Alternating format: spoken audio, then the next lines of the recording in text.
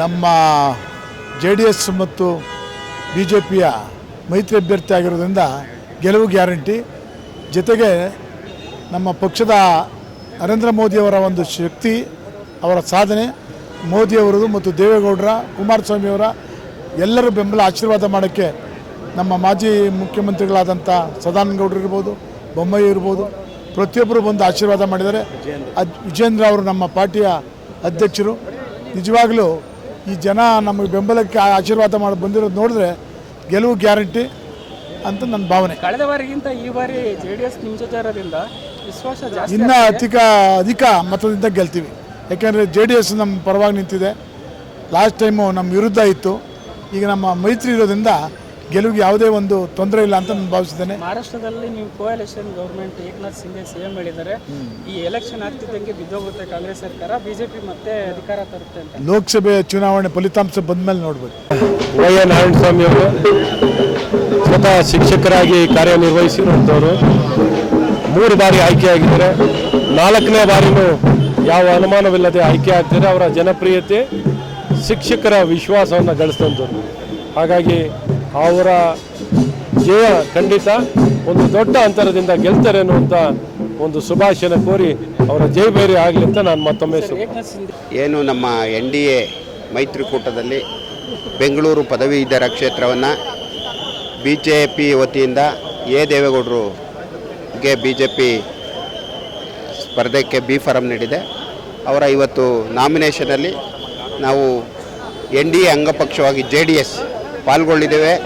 ಅವರ ಚುನಾವಣೆಯಲ್ಲಿ, ಅವರ ಗೆಲುವಿನಲ್ಲಿ ನಮ್ಮೆಲ್ಲ ಪಕ್ಷದ ಮುಖಂಡರು, 36 MLA ಕ್ಷೇತ್ರದ ಎಲ್ಲ ಪಕ್ಷದ ಮುಖಂಡರು, ನಾಯಕರು ಎಲ್ಲರೂ ಭಾಗವಹಿಸಿ ಅವರ ಗೆಲುವಿನಲ್ಲಿ ನಾವು ಸಹ ಪ್ರಮುಖ ಪಾತ್ರವನ್ನು ವಹಿಸ್ತೇವೆ.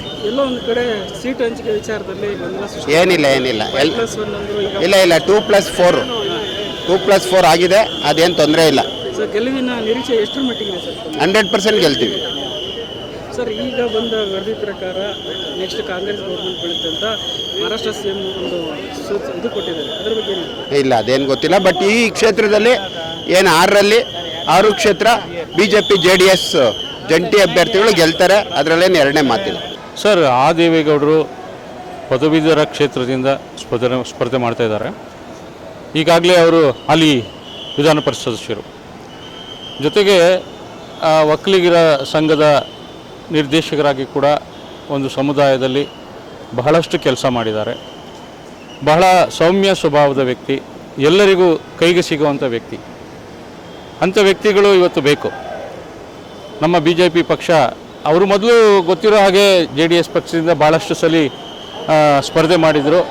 ಮತ್ತು BJPಗೆ ಬಂದ ನಂತರ ಮೊದಲನೇ ಬಾರಿಗೆ ಅವರು ನಮ್ಮ ಪಕ್ಷದಿಂದ ಅವರಿಗೆ ಟಿಕೆಟ್ ಕೊಟ್ಟು ವಿಜಯಶಾಲಿಯನ್ನಾಗಿ ಮಾಡಿದ್ವಿ.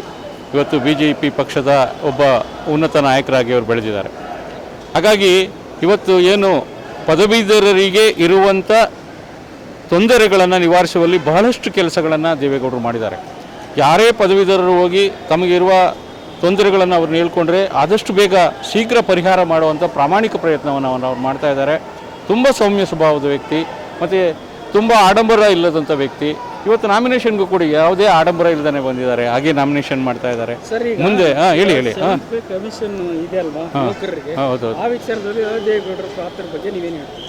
ಖಂಡಿತವಾಗ್ಲೂ ಆ ವಿಚಾರದಲ್ಲಿ ಖಂಡಿತ ದೇವೇಗೌಡರು ಆ ವಿಷಯದಲ್ಲಿ ಪ್ರಾಮಾಣಿಕವಾಗಿ ಕೆಲಸವನ್ನು ಮಾಡ್ತಾರೆ ಮತ್ತು ಸಹಾಯವನ್ನು ಕೂಡ ಮಾಡ್ತಾರೆ.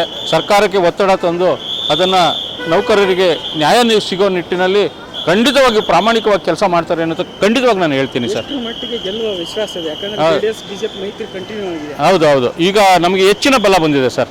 ನಮಗೆ ಕಾಂಗ್ರೆಸ್ ಲಾಸ್ಟ್ ಟೈಮ್ ನಾವು JDS ಸಪ್ರೇಟ್ ಕಾಂಟೆಸ್ಟ್ ಮಾಡಿದರು, ನಮ್ಮ BJPಯಿಂದ ಇವರು ಕಾಂಟೆಸ್ಟ್ ಮಾಡಿದರು. ಆದರೆ ಇವಾಗ 2 ಮೈತ್ರಿ ಆಗಿರೋದ್ರಿಂದ ಇನ್ನೂ ಹೆಚ್ಚಿನ, ಇನ್ನೂ ಒಂದು ನನಗನ್ಸೋ ಪ್ರಕಾರ ಇನ್ನೊಂದು 5-6 ಸಾವಿರ ಮತಗಳ ಹೆಚ್ಚಿನ ಅಂತರದಿಂದ ದೇವೇಗೌಡರು ವಿಜಯಶಾಲಿ ಆಗ್ತಾರೆ. ಆಮೇಲೆ ಮೋದಿಯವರ ಏನು ಇವತ್ತಿನ ಪ್ರಭಾವ ಇದೆ, ಮೋದಿಯವರ ಎಜುಕೇಟೆಡ್ ವಿದ್ಯಾವಂತರಲ್ಲಿ ಮೋದಿಯವರ ಪ್ರಭಾವ ಎಷ್ಟಿದೆ ಅಂದರೆ ಖಂಡಿತವಾಗ್ಲೂ ಕೂಡ ದೇವೇಗೌಡರು ವಿಜಯಶಾಲಿಯಾಗಿ ಬರ್ತಾರೆ, ಪದವೀಧರರಿಗೆ ಒಂದು ಪ್ರಾಮಾಣಿಕ ಸೇವೆಯನ್ನು ಮಾಡ್ತಾರೆ. ನಮಸ್ಕಾರ.